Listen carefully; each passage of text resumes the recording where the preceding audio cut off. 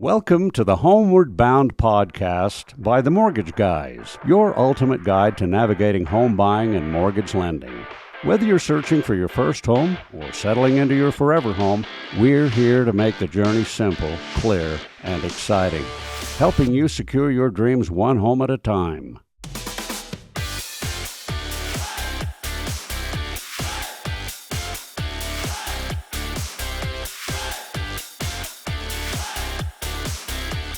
Welcome back, everybody, to another episode of the Homeward Bound podcast. I'm Dave Loescher, and we have Kyle Torgerson, and we have a guest with us today. We'll introduce him in a minute. His name is Tyler Jensen, and we're excited to introduce him and talk about some of his professional input that is going to help you guys out quite a bit. But Kyle, why don't you go ahead and say a few words, and I think there's something that you need to address that I have failed to address in our last two episodes. No worries. Yeah, I'm excited that we have some pretty amazing sponsors for our podcast. And so this episode is sponsored by Legacy Flooring. They're a local flooring center here in southern Utah, located in Cedar City, Utah. And they have amazing flooring. Don't go to the big box stores. These guys have more variety. It's cheaper, and they have a better quality. And so we're excited to have them be our sponsor for this episode. And yeah, they're a great company. They help us out quite a bit. Yeah, good catch on that too. We're kind of we get rolling and blowing and going and thinking about things we want to talk about. We're so excited about that we can somehow overlook that. So Kyle, thank you very much. So yeah, we're going to talk about something today, and I kind of thinking about this topic, what we're going to talk about, and there's some things in life that are necessity that you just got to have, right? We need food, we need water, we need shelter, we need sunlight, and we need home insurance. No matter what, if you're going to have a mortgage, you need insurance. If you're going to buy a car and have an auto loan, you're going to need insurance. So, and Tyler, he's kind enough to come on today and be that professional that's going to answer some of these questions that we hope people maybe have been wondering, maybe they're going to learn some new things. And if you've been wondering about things, hopefully it's something will be answered by his input today. So anyway, Tyler, thanks a bunch for being here. Yeah. Why don't you say a few words about who you are and where you come from as far as work? Yeah, so my name's Tyler Jensen. I've been doing insurance since I turned 18, now 26. So it's basically been my whole adult career ever since I got out of high school. So I really enjoy it. It's fun. I work with great people. I'm over at Wahweap Insurance and Financial here in Cedar City. We're a brokerage agency here in town, which is awesome because we've got a lot of different options we can use, especially in this market. I know we're going to get into it a little bit, but being able to have options instead of just one box is huge with how the insurance game is right now. Yeah. So, yeah. I noticed you, Kyle, you've said a lot of good things about this company that he's with. A lot of good things. That you've had a lot of good luck with them. So yeah, it's been really fun. You know, the one thing that a lot of people don't realize and talk about, kind of like you said, one of those main necessities is insurance. Definitely in the home buying mortgage world, insurance is a must. And so it's really nice. We have a lot of local resources. What we found is that Tyler and his team really do a fantastic job. Especially when the ratios are getting a little tight. It's nice to be able to talk to an insurance professional and say, what can we do? How can we make this work for this client and still have the amazing coverage that they need and provide the best support possible? And, you know, the aim of this whole podcast is simply to, of course, we talk about mortgage. Yeah. We talk about the home buying experience, but honestly, getting the best bang for your buck, being a homeowner. And a lot of times, insurance is a big piece of that. Yeah, you're exactly right. And it's I want to kind of address one thing, Tyler, that you just mentioned. You talked about being a brokerage. yeah. As opposed to the alternative. Why don't you spend, if you don't mind, just a couple minutes on talking about what that difference is? I think in your career, you've been both, right? Yeah, so I actually started out with State Farm. Then I went to Allstate, and our whole agency from Allstate actually moved to being a brokerage agency. So we decided to make the jump. Reason being, it's hard to fit everyone in the same box. You know, these different carriers, they have their cup of tea, they have the things that they love and the things that they don't. And so it was tough to have to send people away only because maybe they're a young person that hasn't established a ton of credit yet, or they've had a couple unfortunate situations with some claims. But now, being a brokerage agency, we have different carriers that, I mean, we can find something for everyone, you know? And that's huge right now because there's a lot of tightness on the insurance industry, you know? Underwriting guidelines have definitely tightened up over the last few years. And so being able to say, okay, this one's not going to work. What's our next option? And actually being able to have another option is just, it's worth its weight in gold. Yeah. You know? Well, Kyle, you do quite a few homes up on the mountain, cabins. And I know you've expressed some concern lately. It's gotten hard on insurance, right? Yeah. These California fires and other things haven't really been kind to the insurance world. Yeah. You actually helped me with one just recently. It's out west, out by Old Irontown, and this one was difficult. It's a unique property. It's log cabin surrounded by trees, and I was like, man, I don't know if there's any way we're gonna ever get this insured. Actually sent the referral out to a number of insurance providers, including Tyler. Tyler pulled it off. It was awesome. And not only that, where others couldn't get it approved, or the one that came back finally at the same time we were closing, so it took them forever to come back, but they wanted $5,000 a year. Yeah. Wow. And you came into a fraction of that. And so, an Agrico, is that the Agraria? That's it. Yeah. That's awesome. I love that one. Yeah, they are an awesome carrier that we've only had for a couple years now, but they seem to be kind of our knight in shining armor a lot of the time, because they look at different aspects than a lot of standard carriers. So most carriers, they'll see, oh, this thing's 10 miles from the fire department. No way, Jose. But Agraria, they look at each individual house and the defendable area. So, are there trees touching the house? Is there space between the brush hazard that a lot of these other carriers are saying this could burn this place down? Whereas maybe the clients are taking all the necessary steps, but because of some of these cookie cutter guidelines, it just doesn't work. And so being able to have a carrier that looks at each individual situation for what it is, it's incredible. Yeah. So, And you've used that same carrier on a number of ones I've sent to you, and it's been really affordable, really good coverage, and it makes our deals work. It helps people get into their homes. So tell me this, with the individual nature of them looking at each home, are you looking at the home, or are they looking at Google Earth? I mean, how are they determining that safety? Yeah, so the way they can do that is by us, the agents, doing our own field underwriting. Cool. So we go out to each property and we take pictures of the house and get an idea of what we're looking at. And then we'll actually send those pictures in to our underwriter with Agraria. And he's awesome. He does a great job. He usually gets back same day to us. Wow. And I mean, that's it, So yeah, we're looking at the property. We've got to send in the pictures so they know what they're getting into, because Google Earth or Google Maps isn't always up to date. The pictures might be 10 years ago and they might have a new roof. They might have cut down a couple trees. So yeah, we go out there and we get the pictures ourselves so that we can send in accurate information. That's awesome. Yeah, the hard to fit insurance has become a big thing in our mortgage world lately, especially we get something like you say out of town. Yeah. As you just mentioned, Tyler, a long ways from a fire department, or maybe it is a cabin up on a mountain and we're in, high fire risk. So we'll touch a little bit on that as well. But one of the things that we see, I wanted to kind of discuss this, is, in our world right now where we have a little bit higher home prices, we've had interest rates that are a little bit coming down. I mean, they're in a lot better place than they have been. But when you talk about mathematics and really what drives a mortgage payment, you have your principal and interest, which is basically just that. It's mathematics. How much is the loan going to be for times the interest rate? And then we go one step further. There's something called PITI, right? And we talk about property insurance, the property taxes. We can't change that. That's the government. That is what it is. But a big component that never really was something that we thought about much, Kyle, was homeowners insurance. Because for the longest time, it seemed like $40, $50 we could estimate, and that always was enough to cover. But not now, right? No, I mean, we're we're estimating quite a bit higher, and sometimes we overshoot it, sometimes we undershoot it. We try to do our best, but we usually pick a number. At least I usually pick it about $75, and if it's a really high end home, I'm looking at maybe $110 a month, just to kind of give it an idea.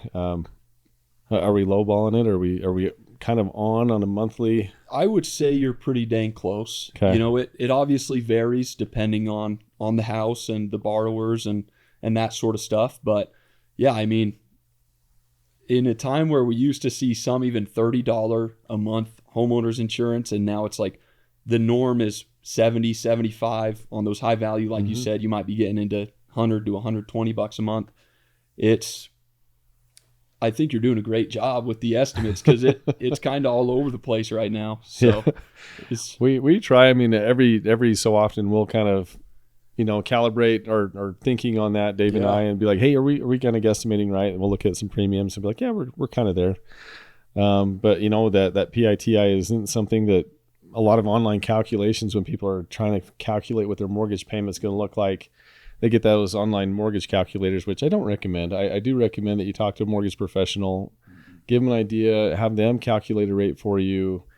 And of course, with that PITI, your principal and interest, your taxes and insurance, that's above and beyond what that is. And that's part of your mortgage payment. It's what you budget around. It's part of what you qualify for. Yeah, for sure. And it's tough as we've seen the climb, obviously with those home prices being higher, interest rates when they did get up a little bit higher. It's nice that they've been coming down. That's great. And this is good news. It sounds to me like we might be, and I'll let you address that, but maybe we're getting a softening in the insurance world. I hope. Maybe I'm wrong. Maybe I'm just too optimistic, or maybe you're just kicking out such good rates that it's better than I thought. But those things start to add up, and it gets it to where some people, it's hard to afford a home, and that's our job, is to try to find a program, a product, a rate buy down. Maybe there's something that we can do with mortgage insurance, something to be able to make this thing easier for them to qualify. But there's been, I guess on the, not so much the micro level, but on the macro level, some things have been impacting, I think must be something out there that's been impacting homeowners insurance rates. In particular, how have the recent changes impacted rates? Is there anything that's been going on a local level or maybe a national level? What is driving the change that we've seen in insurance rates of late? Yeah, so insurance is unfortunately not immune to inflation, and so as repair costs and building costs, construction costs, as all that sort of stuff is increasing, insurance carriers also have to ultimately increase their rates to be able to maintain profitability. On a national level, obviously we had the floods and the wildfires in California, which is painful because it seemed like a lot of carriers were getting some really positive outlooks, and they were like, you know what, we might be going somewhere good here. But then these fires hit in January, and I mean, we're looking at billions of dollars worth of payouts from insurance companies on the personal and the commercial side.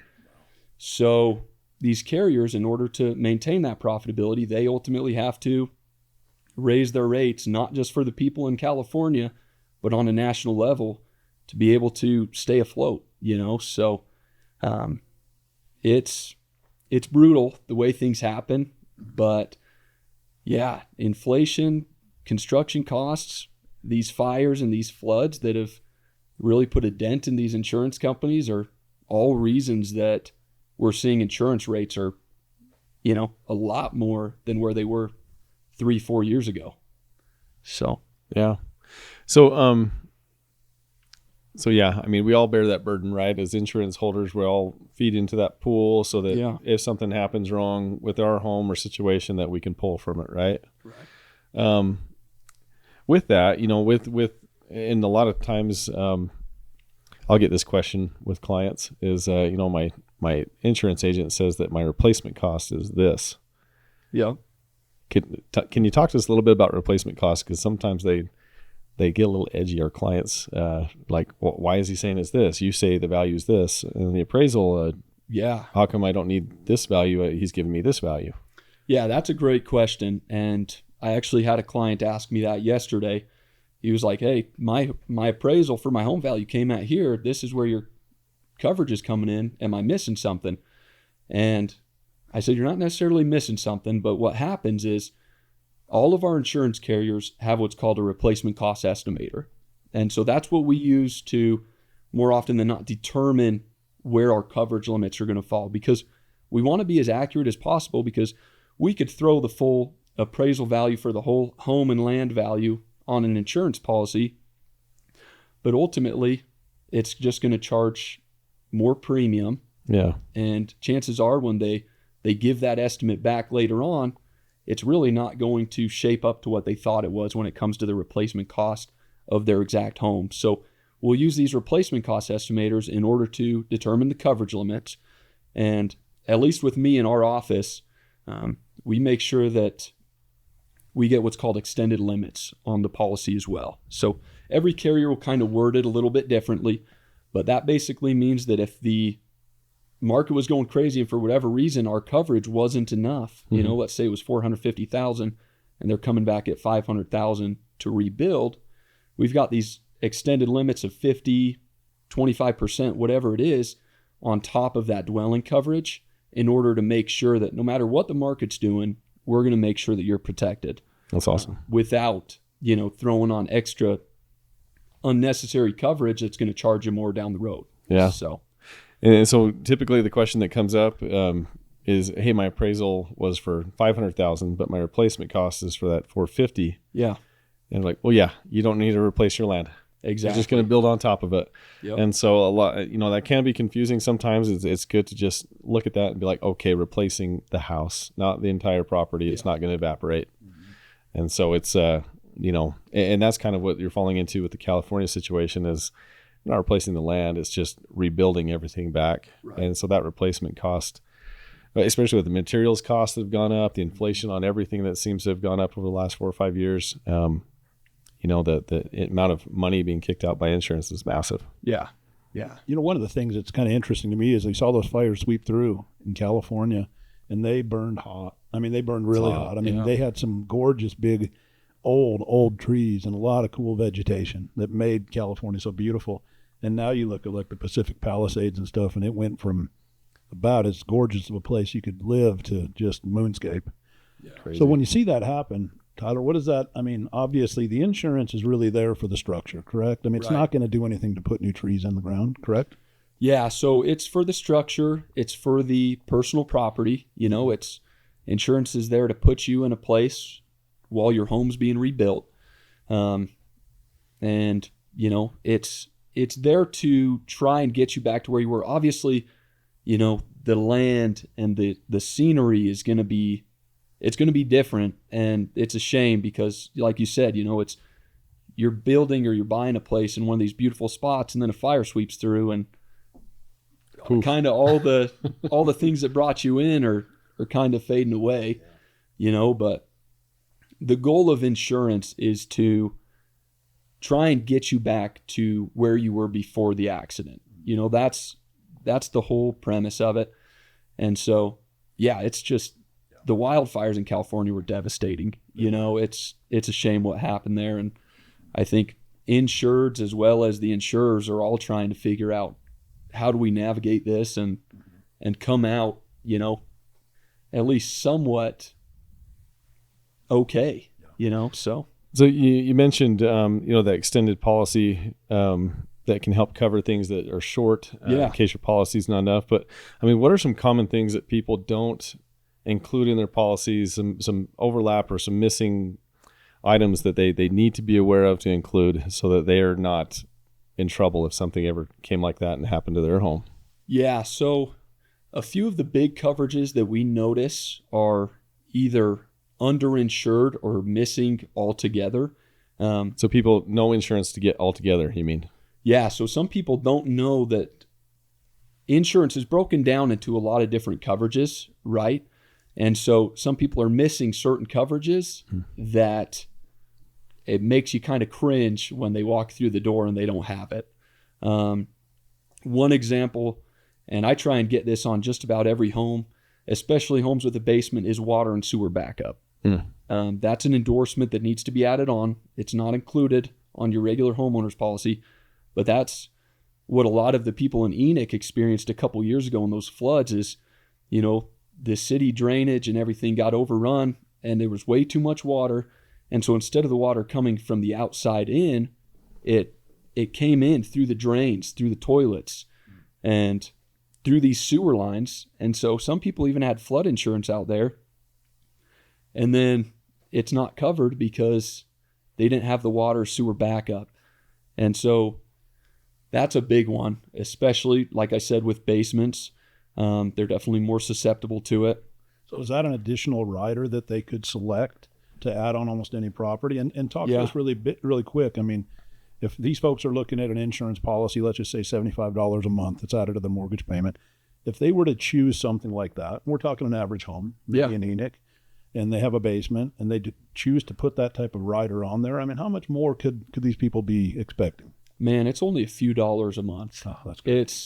It's so affordable, and a lot of these little endorsements that aren't always included are that way. You know, I mean, flood insurance is its own policy. You got to get an actual flood policy. It's not an endorsement or a rider on a homeowner's insurance. Earthquake's the same deal. Usually it's its own policy. But a lot of these endorsements, like the water and sewer backup or replacement cost on personal property, that's another one that we see a lot of the times. People will have actual cash value replacement on their personal property, or even worse, their home. And now all that stuff's being depreciated, and you're not getting paid to replace with new. You're getting paid, you know, pennies on the dollar for what a new replacement would be worth right now. And so that's another thing we throw on every single policy, you know, because it's a couple dollars difference. And if you were to have a house fire and you lost all your belongings, it's going to make thousands of dollars worth of difference when it comes to your payout. Mm-hmm. So it's little dollars versus big dollars. You know, we say that all the time, especially insurance. Pay the extra couple dollars a month and get those extra levels of protection. So when something happens, or if something happens, you know, you're ready. I think the common misconception that most homeowners have, and honestly, I think I've probably fallen in this trap plenty of times, is I have insurance, I got to be covered. You know, Yeah. I paid my premium every month. They take it out of my mortgage payment every month. Whatever happens, it's covered. But it's not the case. It's not the case. And unfortunately, a lot of the times people will be buying insurance that, you know, they consider it full coverage. You know, that's the lingo people use. But It's like a I car. can guarantee you insurance is never full coverage 100%.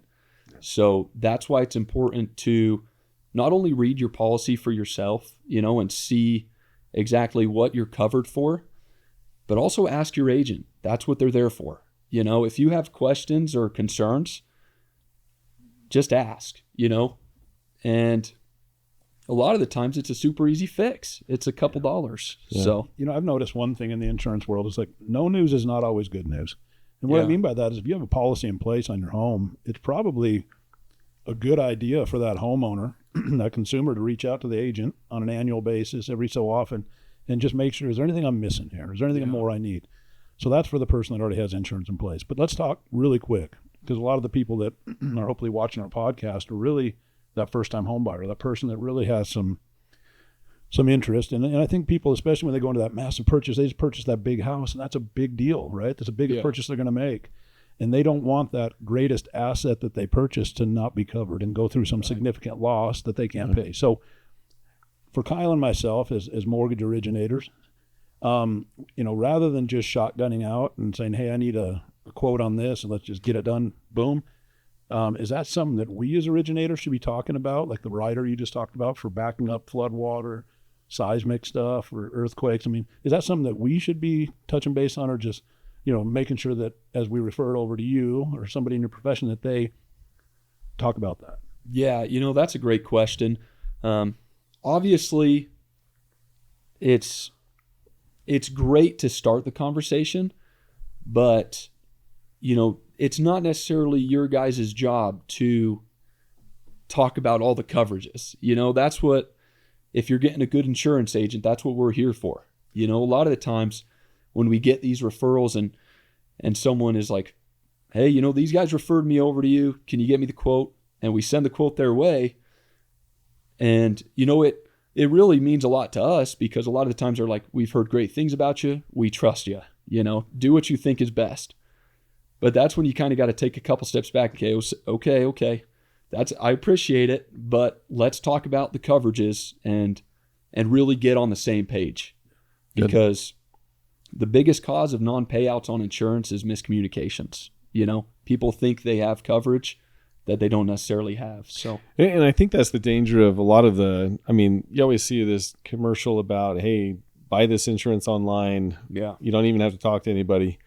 I think a lot of people could fall in a trap of, like I said earlier, like, oh, I have coverage, I'm good, when they haven't spoken to a professional who could say, well, you didn't think about this or that, or did you not know that you need this too? Yeah.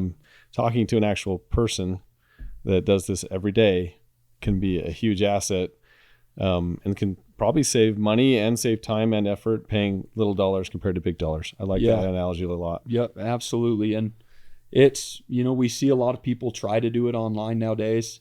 And we just had this poor girl that did it online, and she got this great insurance rate. Everything looked good. Was awesome. And then all of a sudden she calls us a couple months later and she said, I need you guys to help me out again.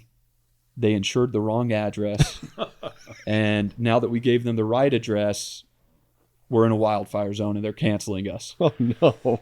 And so, these online or on the phone call center people that you talk to, they're not always fully qualified to be, talking to you about the insurance or even binding a policy.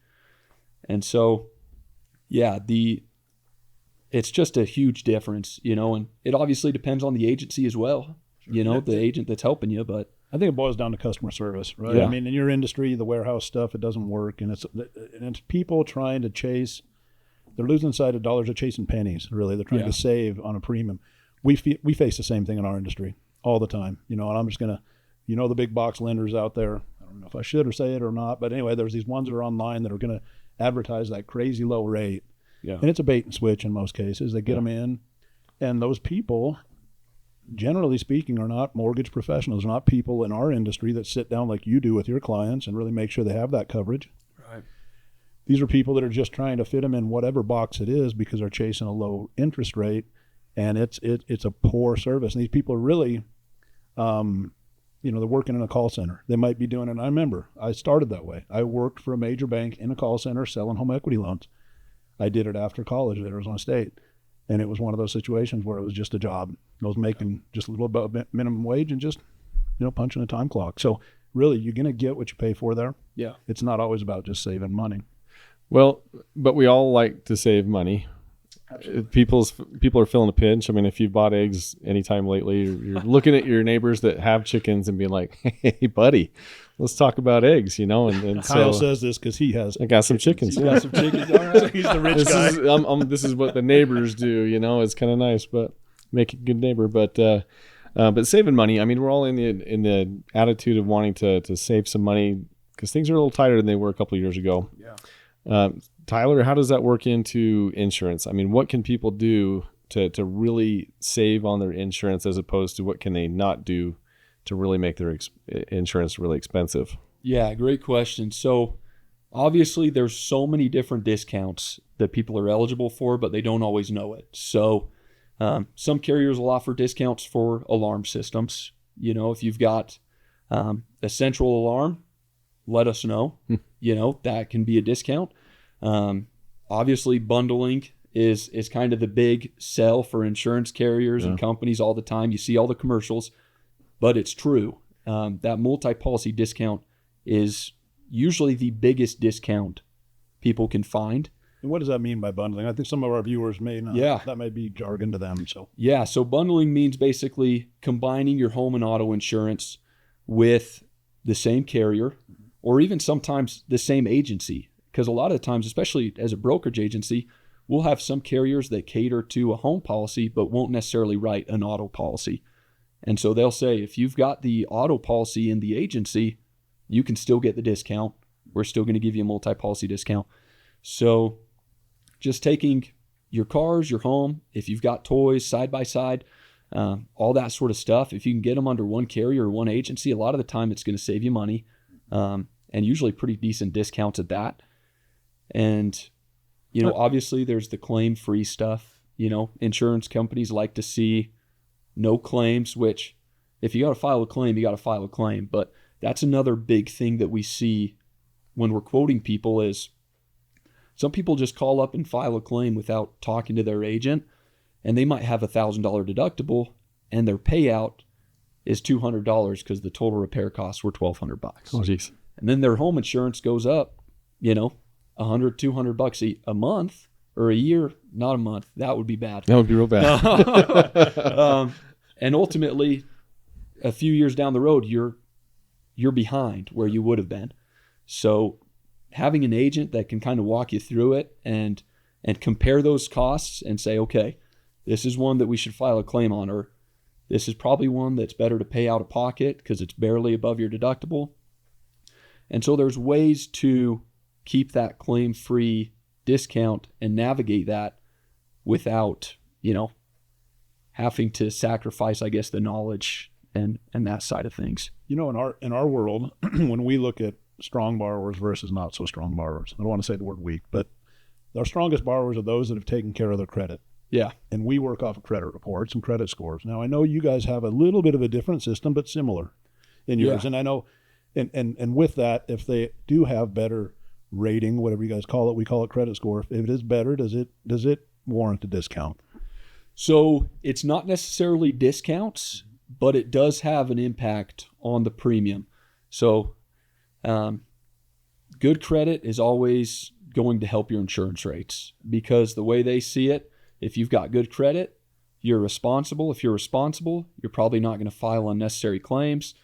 And they've got their whole algorithm that figures that out. But that's part of what's called an insurance score. So they're not only looking at credit, they're looking at your claims history. They're looking at your payment with insurance companies specifically, if you're on time, if you have outstanding balances with carriers. So yeah, credit's a huge part of it.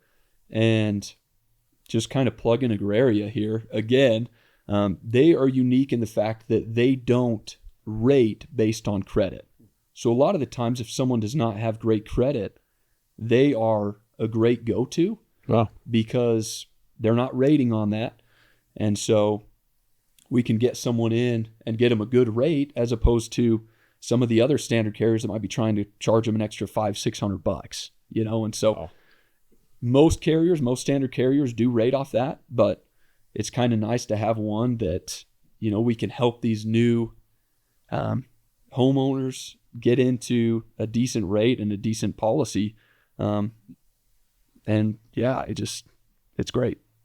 So talk to us a little bit about the actual structure itself. Stick built compared to like a townhome that's attached to a manufactured home. You know, is there differences in cost of coverage for these different types of homes?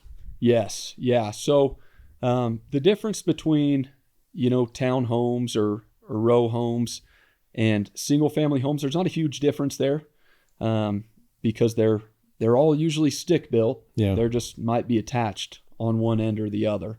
Manufactured homes tend to be a little bit pricier to insure because they're not always as stout as a regular stick built home.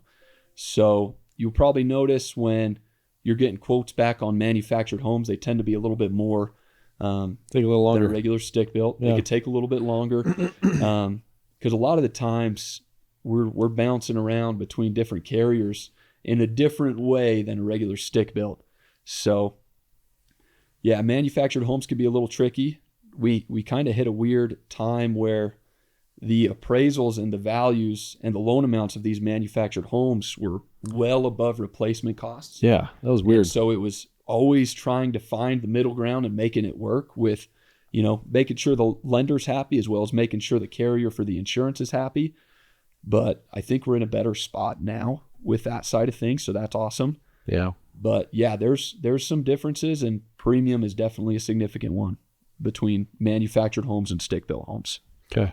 You know, I noticed in the past where we do some of these, as you call them, row homes, they're like PUDs, you know, planned unit developments where there's a master policy. Yep. Often. And we've had some of these townhomes or condos that we've done the insurance on, and in some cases it satisfies mortgage lending requirements when there's a master policy in place through an insurance company that covers the basically the main structure. Yeah. Correct.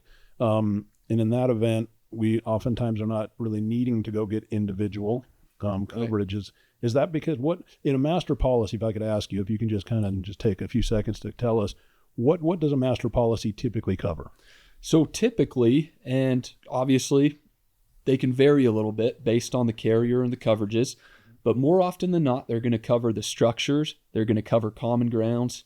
They're going to cover basically your whole living experience other than what you have. So your personal property, your liability. And the thing with the HOA master policies is they usually have a pretty hefty deductible that the homeowner is on the hook for. So those, I've seen them range from $5,000. I've seen them up to $25,000. Wow. And so that makes room for the HO6 policy or the condo policy, because we can put a dwelling coverage. It's not necessarily for the dwelling itself, but for the deductible for the HOA master policy. And so you're paying a $500 deductible instead of potentially $10,000, $20,000. Crazy. As well as getting coverage for your personal property, all your belongings, and your liability as well. And I've noticed those HO6 policy premiums when we're doing a townhome, they're much, much lower. They're pretty cheap. Yeah. Yeah, very low. Yeah, they're covering a lot less. They understand that their payouts are going to be significantly lower because they're not paying to rebuild the home anymore.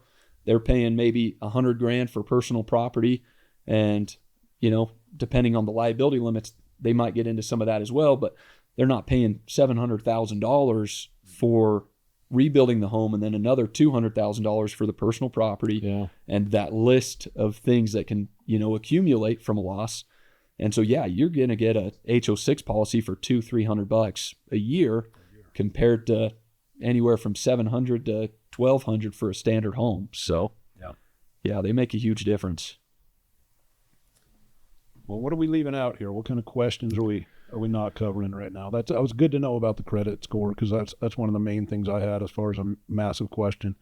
The one thing that comes up quite a bit sometimes is investment type of properties. Yeah. People that are maybe they're transforming their primary residence and they're going to buy a new home but keep that one as a rental. What's the risk of them not getting the proper insurance if they keep that primary insurance and then they go get another primary home with that other insurance? Yeah. Talk to us a little bit about, short-term rentals, long-term rentals, and what that does, but especially in that situation where they don't get the proper insurance for the type of property that it is. Yeah, it's really, really important to get the right coverage, and I can't stress that enough, because if you were to be having a Airbnb or, a short-term rental, and you've had it for a few years, and then all of a sudden you get a very unhappy renter that starts a house fire or maybe breaks your windows or whatever it might be, the insurance company could go, we thought this was a primary home, we didn't know there'd be a different person every day in this house, you weren't fully honest with us, so we're probably not going to cover this. So nothing, the they ultimate could result could be decline coverage, like and the house burned down, sorry homeowner. Yeah and that's pretty, that's a drastic measure, right? And, you got to remember that insurance adjusters are people too. So if you had just bought a new home and, you'd been in your new home for a week, but you forgot to change it and it's now a rental. Sure.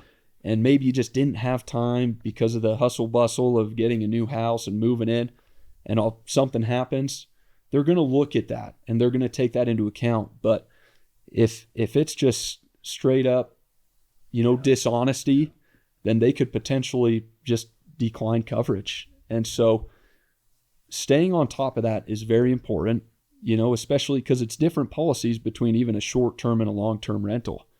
So yeah, just be honest with us agents so that we can make sure that if something happens, it's going to be covered, because there are different policy structures, there are different liability exposures. And so the carrier needs to know what they're getting into. so they can cover. Are the premiums for an investment property significantly different than if it was your primary? Not significantly. There is a little bit of a difference. It's a higher risk, obviously. It's a higher risk. It's not you that they're insuring. It's someone they don't know. Yeah, usually you might see, a couple $100 a year difference. And that's ultimately just because, like you said, it could be a different person every day in the house. They don't know who is in the residence, whereas in a primary home, they know exactly who they're getting because they got your insurance score, they know your claims history, all that sort of stuff. And so, yeah, it's a different exposure. So we just want to make sure we're letting them know of that. And it'll be a little bit different in premium. And that makes sense to me because I remember a bumper sticker back in the day that used to be on the back of a car, drive it like a rental. And as I sit here and think about what you're saying, it's like, you go around a truck and a car. Yep. I've seen people just, you know what they do. We don't even talk about it. And I'm sure that some of these weekly renters, even long-term renters are going to have checkups, but the guys that are down there, maybe they're going to an event, a sporting event, and it's just rented out for the week and there's a bunch of buddies. A bumper sticker applies in that, and that could be risky. I mean, I would imagine it's going to be more claims. So speaking of claims, I want to just kind of segue if we can. What do you guys see? I know you don't work on the adjusting and the claim side as much, but they kind of still call their agent. Yeah. What do you see as the most common type of claim that a homeowner makes? Probably, as of recent, we've been getting a lot of water-related claims. So I left the bathroom sink on, or my kids were going to take a bath, they left the water on, and all of a sudden I've got 2 inches of water on my whole upper level, and now it's leaking into my basement. What do I do? So water is very dangerous. It spreads very quickly. So that's something that a homeowner can be really diligent about, and frozen pipes. We see a lot of that, especially, up on the mountain. Someone forgets to, drain the system or winterize, and or maybe someone thinks that leaving the sink on a drip might keep it from freezing, and then all of a sudden they have a mountain of ice in their house. Yeah.